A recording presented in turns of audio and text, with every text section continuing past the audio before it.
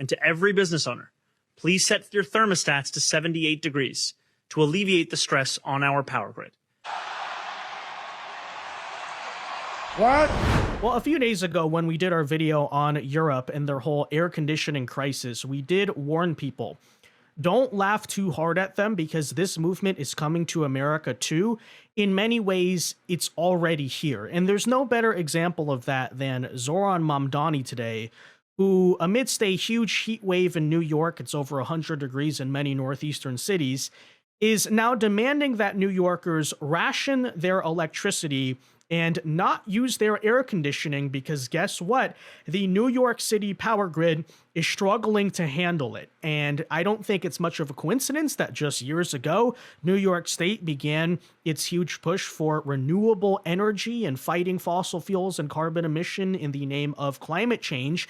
And now here we go, where during the summertime, and who knows, maybe it'll come like this during the wintertime too, the power grid actually cannot handle it. And this stands as a prime example, the air conditioning situation that you can see creeping towards America already in Europe, where a bunch of people are dying because they're overheating and they don't have any way to cool themselves because apparently this is the 1800s and we're not living like civilized people, that the climate change movement has never been just some ridiculous laughingstock of a stupid hippies, right? Oh, look, they just want us to drive Priuses or something. Haha, they're so silly. Or even they want us to be vegan or something like that. No, actually, I think it's important to understand how dangerous this whole climate movement actually is. And as I've been saying for years, it's going to get people killed. Because it's a simple reality of modern 21st century civilization that when you're constricting the power grid, when people start running out of energy, and energy is very vital to our modern life, what is going to happen? Yes, absolutely. Old people during the summertime are going to bake because they don't have air conditioning. Yes, hospitals will not be able to perform life-saving surgeries because it's too hot and now it's no longer sterile and they have to basically close the hospital. Oh, public bus drivers are overheating and crashing into people in the roads. This is just really the start of it, but I think it's important to understand this whole climate cult is not just some weird hippies waving flags. It's a fundamentally dangerous, anti-civilizational death cult in a lot of ways, and we're starting to see the signs of that in New York. I'll talk a little bit about personal experience growing up in California and what that's like, because this is actually a prime example of, hey, we might not be at Europe levels just yet where officials are going door to door seizing air conditioning and we're unable to install it and things like that. But clearly you can see it getting there, right? When public officials are telling you not to use it, at what point, if people keep on using it, if they basically practice civil disobedience or rebellion, does that become more of a coercion attempt? Well, let's talk about all of that as it relates to Mamdani and a lot more in today's video, but just please keep remembering, this is the reality of climate change activism. This is what it really means, right? It's not about Priuses or electric vehicles. It's not just about plastic or paper straws. It's about people dying of heat stroke in the summertime and dying because we don't have electricity. It's about literally going backwards as a civilization. So let's talk about it. First, though, do us a favor.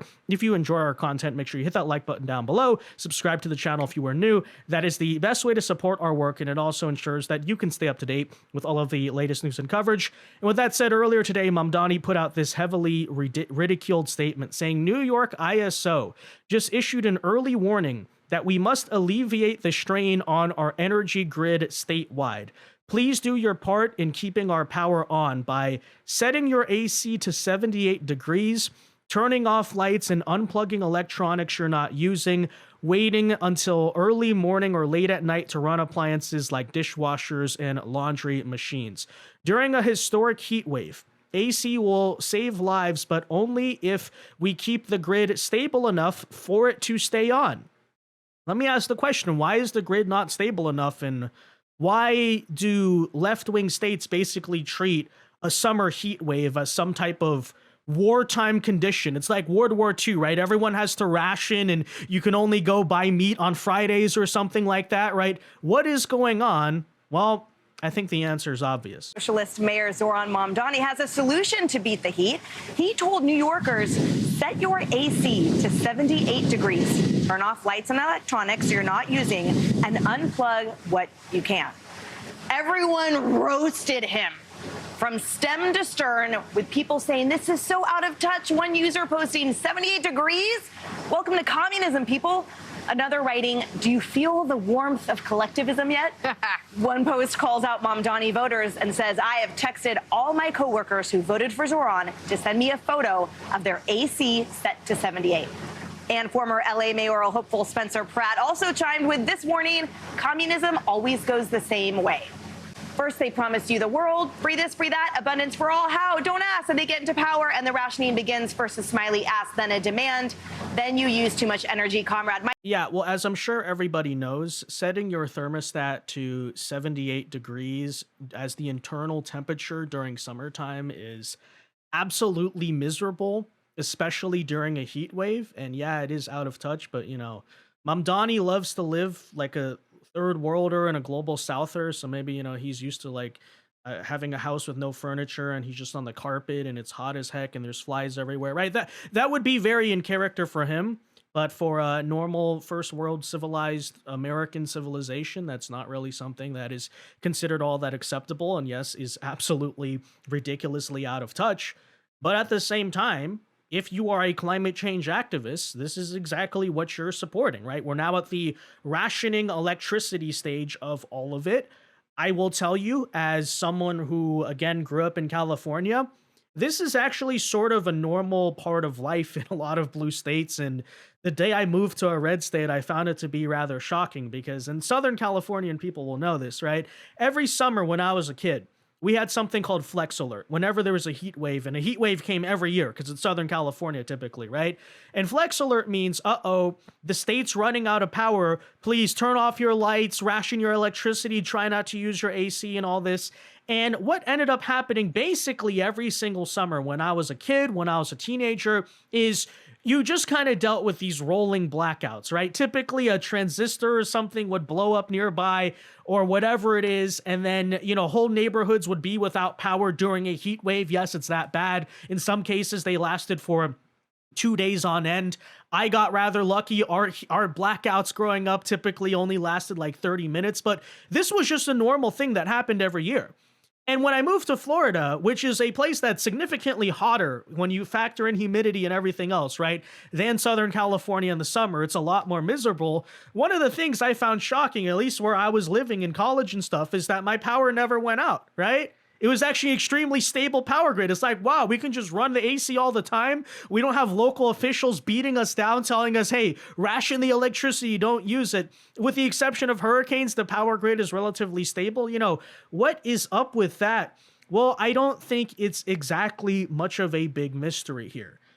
In California especially, you're talking about a place that's kind of like the leader of green energy. They've been the first to this stuff, right? The EV mandates, the emission standards, the push to make all of the power grid reliant on things like solar and wind. You drive out to the desert in California, the landscape has been destroyed by those massive solar and wind farms. And by the way, at the same time, in a very science-denying manner, while claiming we need to be renewable, we need to move away from fossil fuels, the geniuses are closing down nuclear power plants, which is, of course, as you probably know, the most efficient, safe statistically, by the way, it's statistically the safest and best, most viable form of renewable energy. Like, nuclear power is actually the way you get off of fossil fuels, but for whatever reason, climate activists are also against the nuclear power, which could actually get you off of fossil fuels. That's the only thing, right? Wind power, solar power, these things are relatively a joke. They're not stable. Everywhere that embraces them, it all goes to blank. It all goes to you-know-what. But that is exactly the point, is that the climate cult is not about science. They don't believe in science. If they did, they would embrace nuclear power. By the way, as the point we brought up last week when we were talking, or a couple days ago when we were talking about Europe, if they actually believed climate change was happening, then wouldn't you think a place like Europe should be embracing air conditioning instead of resisting against it and having people die? Right? Doesn't that seem counterintuitive? Oh, the global warming's happening. The climate's getting hotter. Okay. On some level, I'll agree with that, right? That, hey, recently the summers have been hotter in the past couple of years. That is absolutely true. So what do civilizations do? They adapt. There's a problem you face. You know, use human intuition, genius, creativity, those things. Hey, let's figure out ways to innovate to overcome the current problem. And by the way, this is what successful civilizations have done for virtually all of history. There was a famous philosopher named Thomas Malthus, I believe was his name, back in the early 1900s.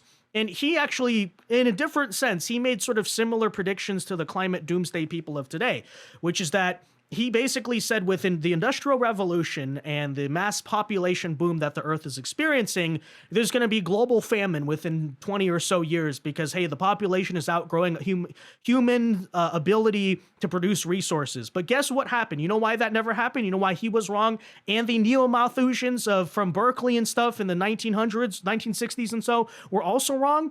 Is because guess what? They didn't take into account the fact what human civilization is supposed to do is innovate, right? Adapt, find a way around that. And as it pertains to climate change over in Europe, the answer is not all that out there, right? It's not even like the technology doesn't exist. It's called air conditioning. Have you tried installing it? But that's exactly the thing to understand about the climate death cult.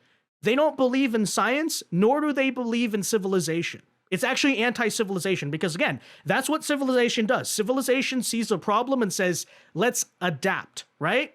At least modern civilization.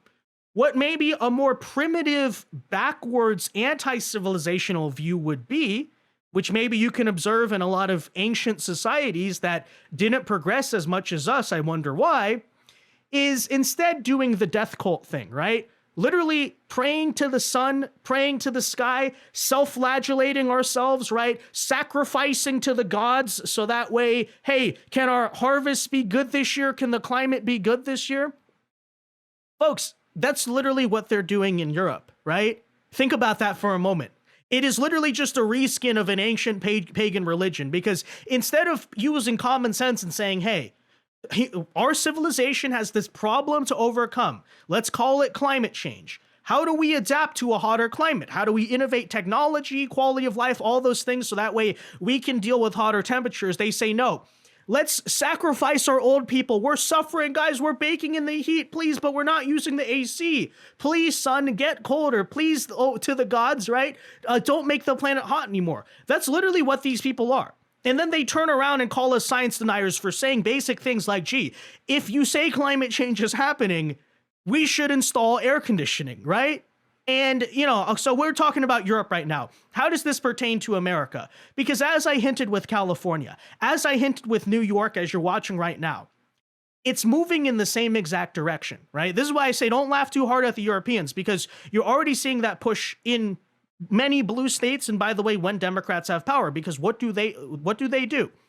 They try to create the situation where you're going to have to ration electricity and do things like this. I'll give you one more anecdote from California before we move on and keep talking here about New York. And I brought this up in our video about Europe, but I'll say it again because it's important, right? So recently, I had relatives back home who had to install an HVAC, right? A new air conditioning system because the old one was breaking down. It was old, right? You want to know how much it costed them? And people in other states will be blown away by this, but for a normal size house, okay, we're not talking about some mansion or something here, right? $30,000. That's right. It was $30,000. And this is the average. This is a normal price, by the way, in California. It's like 20 to 30, right? $30,000 to install an HVAC. In contrast, over in Florida, you're looking usually like $7,000, maybe $9,000 for a big house, but it can be cheaper. It can be cheap as like $5,000, right? And I'd assume many states it's the same way. In California, it's $30,000. And why is that? Not a mystery. It shouldn't surprise you because of all these eco emission standards, right? So basically, the AC has to have this climate requirement and that one. And as a result, it's 3 times the price. It doesn't work as well, whereas your old HVAC might have lasted you about 20 years. These ones are only going to last about 4 to 5 because, you know, much like the cars, you wonder why cars break down nowadays. People always say, oh, they don't make them like they used to.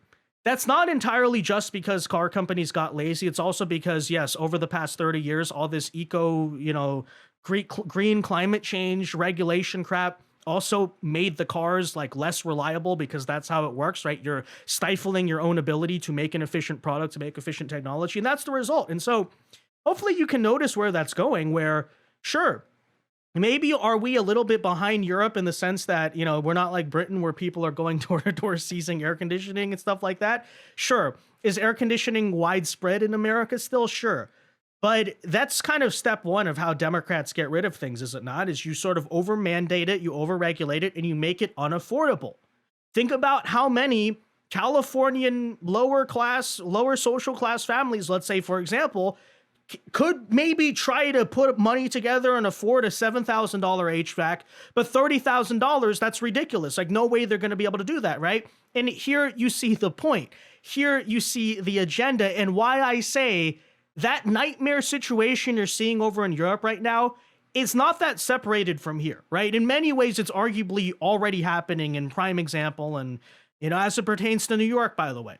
So California may be the sort of leading figure on this, but it's worth noting, just a few years ago, back in 2019, they introduced a bill that was AO 3876, which is basically this like climate action bill. Guess what? A big push for the state to embrace renewables and clean up quote unquote their energy sources and all this stuff. And it's been a big thing that New York's been pushing for. And then look where we are now. Pretty big heat wave, I guess, but something that you do see, like it happens, right? A summertime heat wave hits the Northeast and they have no clue how to handle it. Investing in green energy is one of the big issues Governor Hochul plans to focus on this year. Recently, she announced the Empower Plus program. It'll help low-income families retrofit their homes by adding insulation, upgrading appliances, switching from fossil fuels to clean electric heating systems. And this program will reach tens of thousands of households within a year. She says homes that electrify will be eligible for the energy affordability guarantee, that they will not have to spend more than 6% of their income on electricity. We also want to reduce the overall burden. Yeah, well, how's that all working out for New York? How is the green energy push going? Clearly, you can see the results as we speak. And it's worth pointing out, especially I'm sure New Yorkers will attest to this, but a big issue over there too is the absurdly high price of electricity, right? There was even a thing in the 2024 campaign trail for Trump when he was stopping in the Bronx, right? Why is the electricity here so expensive? Again, folks, that's not much of a mystery. Why is the electricity in California so expensive, right? In some cases, 2 to 3 times per kilowatt what it costs in a lot of red states. It's very simple. It's because of this green energy push. They claimed it would make it more affordable. They claimed that there would be no issue with this transition. It would all be fine. No, not only is your power bill going up a ton, not only is it absurdly more expensive, largely because of this green energy crap, right? But then simultaneously, the power grid doesn't even work. You would think if the electricity is going to be very expensive, okay, I'll pay it. Can I at least use it? They're still telling you no. And again, going back to that whole example I brought up with the HVAC systems, arguably, this is another way in which the climate cult is already ruling a lot of parts of the United States, which is, hey, maybe we're not going to ban electricity or ration it quite yet, but we can de facto do that by just making it too expensive for you to use. And every year the power bill goes up and we claim we don't know why it's happening. Maybe we'll blame Trump or something. In reality, it's all because of us. But over time, hey, you're SOL, right? You can't afford the power. Too bad. Melt in the heat wave then. Be deceased in the heat wave. Like, that's what these people are actually telling you. So there you have it. Of course, Zohran Mamdani, quite hilariously, just hours after sending out that tweet about the whole turn the AC up to 78 degrees thing, now is saying the following, quote, "Today, New York City hit triple digits for the first time in over a decade." So, keep in mind, they're calling it a historic heat wave. But even he's pointing out, hey, a decade ago, it also hit triple digits. Why is the power grid struggling so much now? Oh, I wonder why, right? Big mystery. But take a look at what he says. Step 1, to take steps that you can do to keep you and your neighbors safe. Step 1 is stay in AC and stay hydrated. That's right. He had the nerve to say that. Stay in the very AC that he's saying, try not to use, try to ration, right? Hey, we might run out of it because our city's power grid is a joke. It's a disaster. It might run out of power. But hey, all of that said, guys, just try to stay in the AC, right?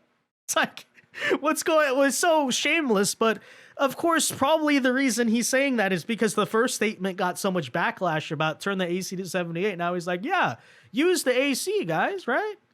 And then these other ones, right? If you don't have an AC, try to find a cooling center. Yeah, that's right. Just go to the government-ran AC station. That's actually the future. That's the warmth of collectivism, by the way, New York. Are you feeling the warmth of collectivism yet, right? That's the future. Oh, during a heat wave, your residential AC is banned, or, you know, it's too expensive to use. You're not allowed to have it, overregulated, whatever. Hey, just show up to like the government FEMA center and you can have AC there. Isn't communism so fantastic, guys? Aren't we all singing John Lennon, Imagine, and all this stuff, right? And then he tells you to go in a swimming pool and stuff like that. Oh my gosh, this freaking guy. Hey, do you want a misting station? Do you want to show up and some DEI bureaucrat can spray you with the with the water? Oh my gosh. But, you know, again, it's not something we should really laugh at. It's something we should take incredibly seriously, because this is, again, what the climate change movement actually does. You know, we've probably, a lot of people see it as like a minor inconvenience, or even beyond that, just like stupid hippies. No, this is what it's really about, right? Because the logical consequence of their policies is, yes, we're going to have power shortages. We're going to be rationing electricity. We're going to be rationing gasoline.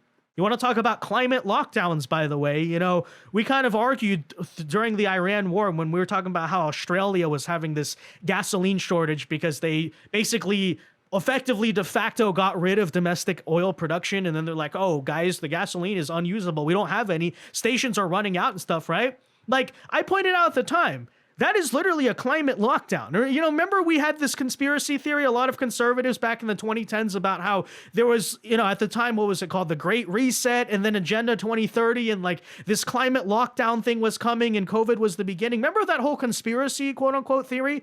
I actually don't think it's entirely absurd, because you could argue, right? It's kind of already happening. Maybe not in a grand, like, again, like Dr. Fauci robots chasing you around the street, you know, go door to door type of like 1984 maybe type of way, sure. But like, notice how a lot of that stuff is kind of just starting to be embedded in everyday life. And this is a prime example. So yeah, that said, don't view the climate change movement as some joke or stupid hippies, right? It's incredibly dangerous. It's deadly. It is toxic and arguably like existentially destructive to civilization if it's allowed to go forward. And you're watching the beginning of that. So sit here and laugh at me if you want, call me paranoid, whatever. But I think it's actually pretty obvious where this is headed. Again, just look to Europe if you don't believe me. Look at what's happening here. This is what happens when these anti-scientific lunatics take power. So anyways, that said, guys, let me know your thoughts. Be sure to leave a like on this video, subscribe to the channel if you are new, and until next time, God bless and peace.